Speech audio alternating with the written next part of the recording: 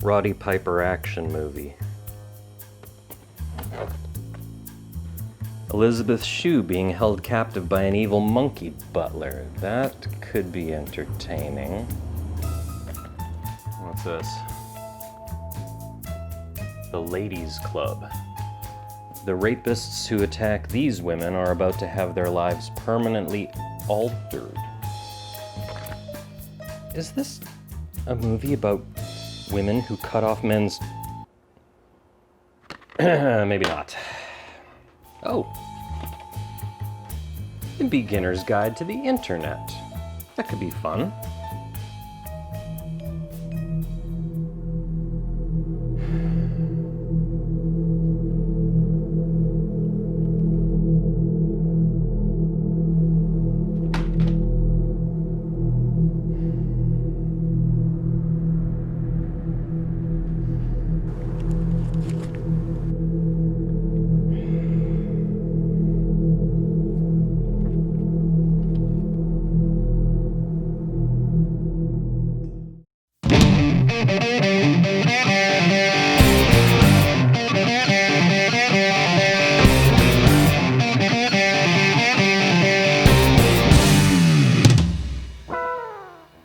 Hello everybody, welcome to Movie Night. I am your host Bernie. Before we get started, I want to send my best wishes to everybody out there. Stay alive, stay healthy, stay safe, and stay strong. Tonight I'm going to be reviewing a movie that I know nothing about. It's a little movie called Roboman.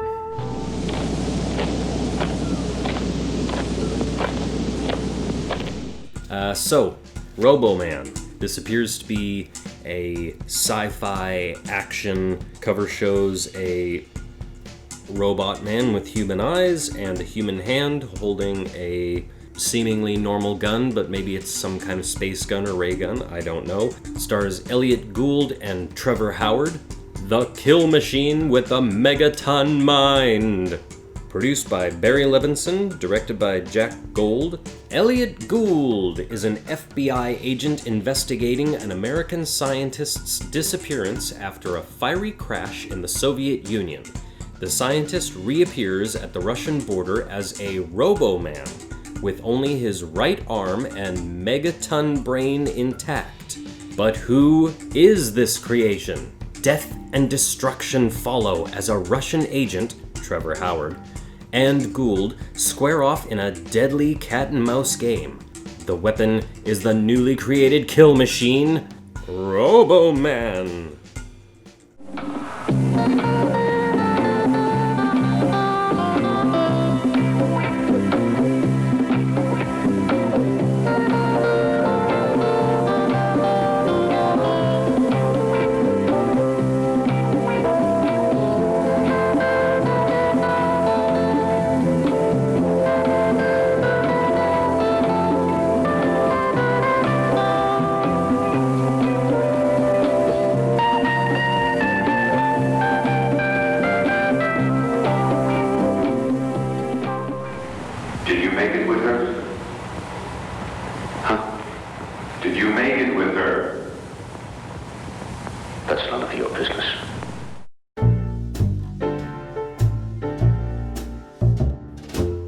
Well, I watched a movie called Roboman. I'd never heard of this movie before, and now I think I know why.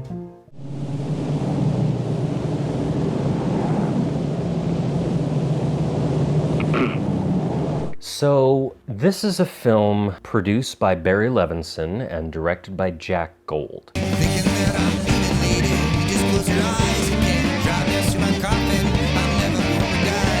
It is based on a 1958 science fiction novel by an American author named Aldous Budrys.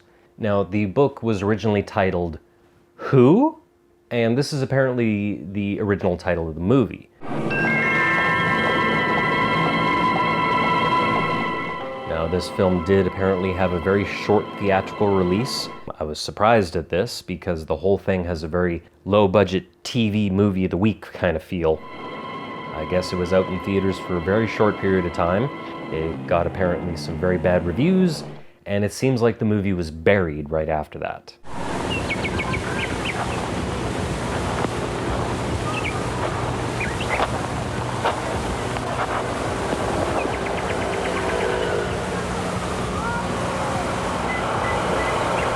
Now, I don't think I'm out of line by saying that the title, Who?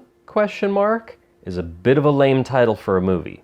And apparently I'm not the only one who thought this, because the movie was then repackaged and re-released in 1978 under the title that we know it as now. I guess this was an attempt by the distributors to sell it as some kind of action sci-fi RoboCop type movie.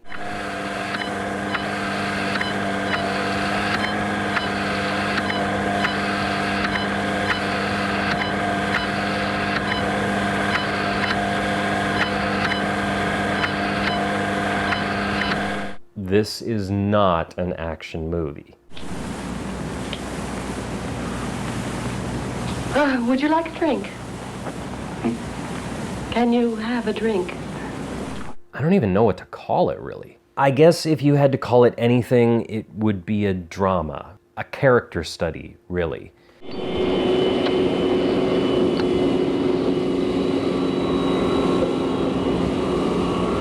What are you staring at? Why shouldn't I smoke? It's not my throat. Sorry, I didn't know I was staring. I look odd. I am odd, Finchley. Or hadn't you noticed? It definitely feels like something that was adapted from 1950s Cold War era sci-fi. It's got these running themes of paranoia, humanity, identity. You think he's faking? Lucas Martino. My name is Lucas Martino. My name is Lucas. The story, in a nutshell, goes a little something like this. An American scientist named Dr. Martino is working on a super secret government project that we only know as the name Neptune. We need Martino. It's as simple as that. I can't do it. Martino started this project, Mr. Rogers. No one else can finish it. This super secret government project is apparently pretty important, although we're never actually told what it is. Now, while on vacation in Eastern Europe, Dr. Martino is horribly injured in a bad car wreck. He is found by enemy communist forces who nurse him back to health over a course of several months. The enemy then returns Dr. Martino to the Americans, but the Dr. Martino that they send back is not the same as he was before.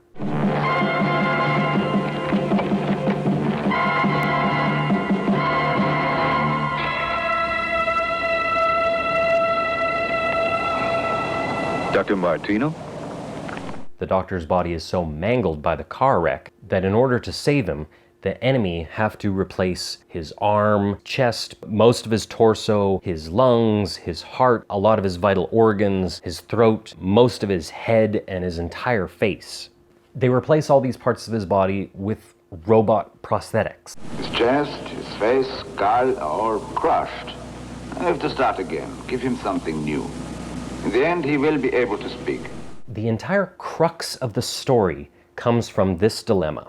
Is the robot man really Dr. Martino, or did the enemy send the Americans a spy in disguise in order to get information on Project Neptune? There are a number of possibilities.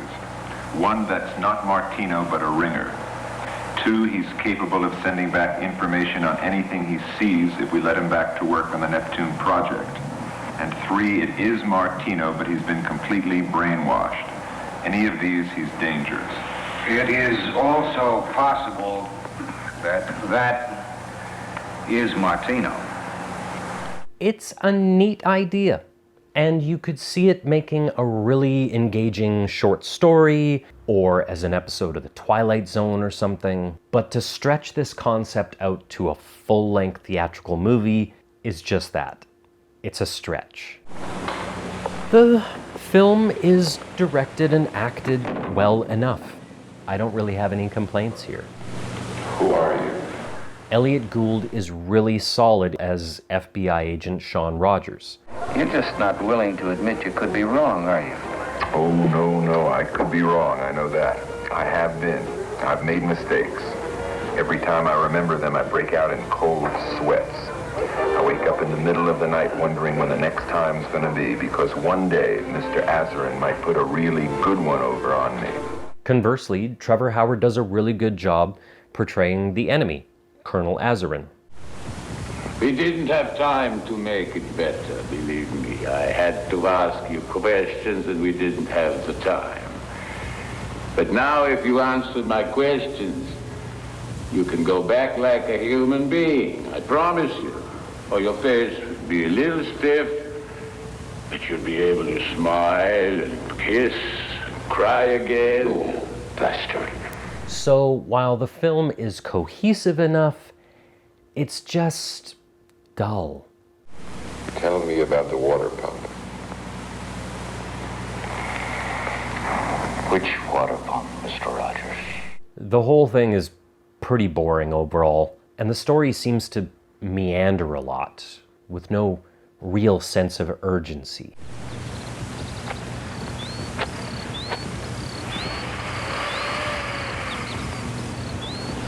It also feels like there's a lot of stuff cut out, or aspects that aren't fully fleshed out and explored.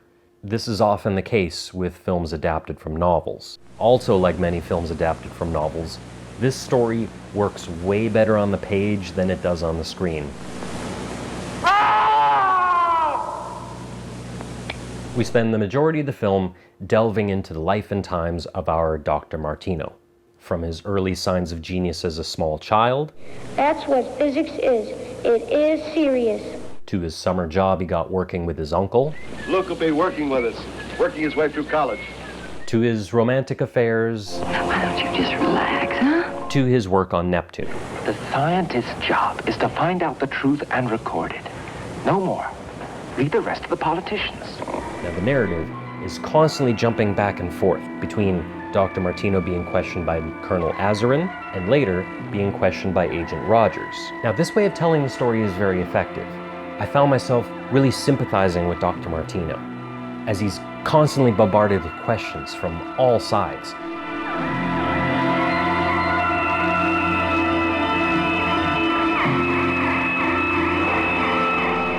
There's a problem here though. I, as the audience, am led to believe the entire time that Dr. Martino is actually who he says he is. If they wanted to really crank up the drama, they would have thrown some doubt in there. That would seem to fit, don't you think, with a Cold War era spy thriller? All our kids could end up snorting vodka and eating borscht with chopsticks. But as it is, I know the truth. So there's no tension.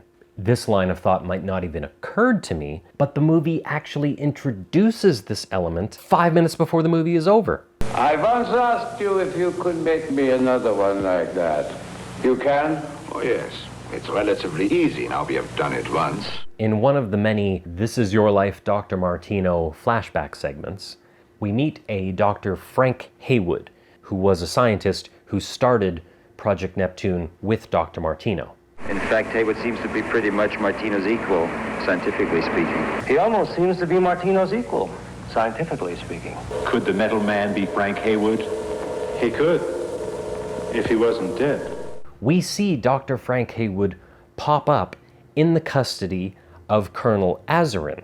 Azarin wants to alter Haywood in exactly the same way that he has altered Dr. Martino. I couldn't go back like that. You wouldn't have to stay like that. For you, it would only be temporary. Unfortunately, Dr. Haywood doesn't survive the surgery. The difference is that Martino really wants to live. So essentially, in about 5 minutes of screen time, the idea that Dr. Martino is a secret communist double agent is introduced and then neutralized. And so we're right back where we started. I can't take any more. Other stuff just doesn't seem to fit either. And I don't know whether this was a case of some material being cut, maybe some stuff that was in the book didn't make it to the screen, or whether these were scenes that were put in there by the filmmaker just to inject some action into the movie. But at one point there's this assassination attempt, which comes literally out of nowhere.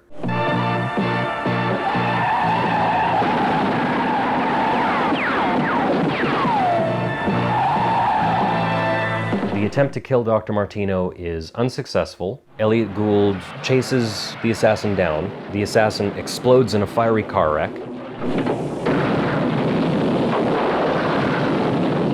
Then the movie just carries on. Nothing really changes. Elliot Gould's character even goes out of his way to say the assassination attempt proves nothing either way. That wasn't even real out there. You put a submachine gun in the hands of a professional and he doesn't kill anyone, you're out of your minds. So why was it in there? Dr. Martino! There's also this ridiculous instance where Dr. Martino inadvertently causes the apparent death of an FBI agent who's following him.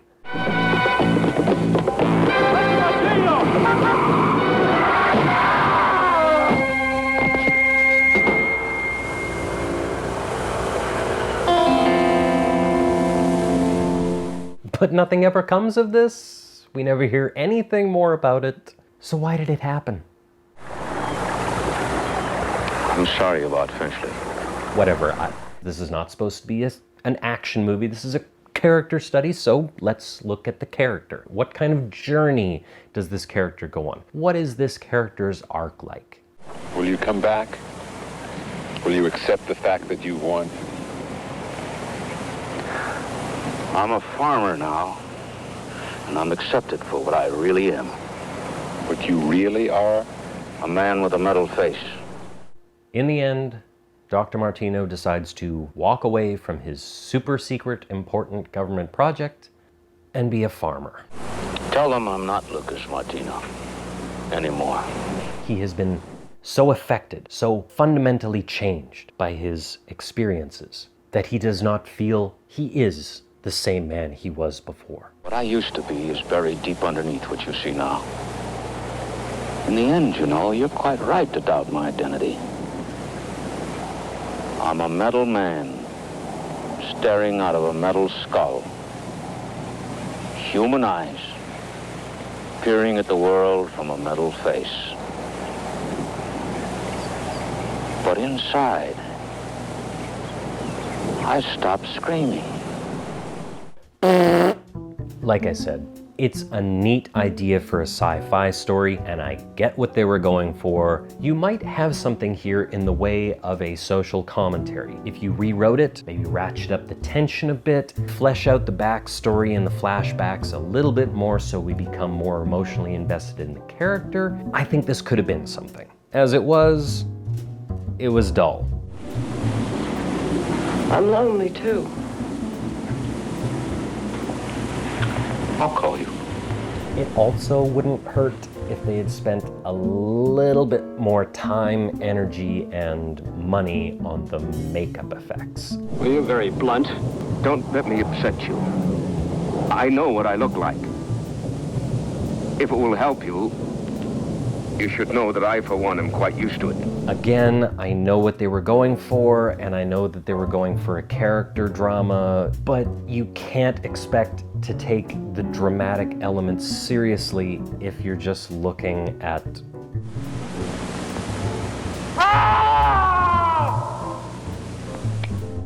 I'm smiling, Rogers. Perhaps you can't tell, but I'm smiling. Would I recommend Roboman? I don't think so.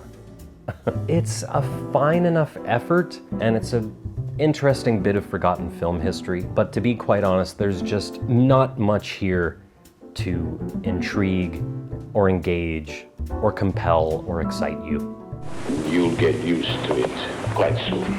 I hope not. Well, everybody, that was my review of Roboman. I hope y'all enjoyed it. Thanks for stopping by. I'll be back soon with another review, as soon as I can decide which movie to watch. Beginner's Guide to the Internet. Could be lots of people who need to know how to use the internet.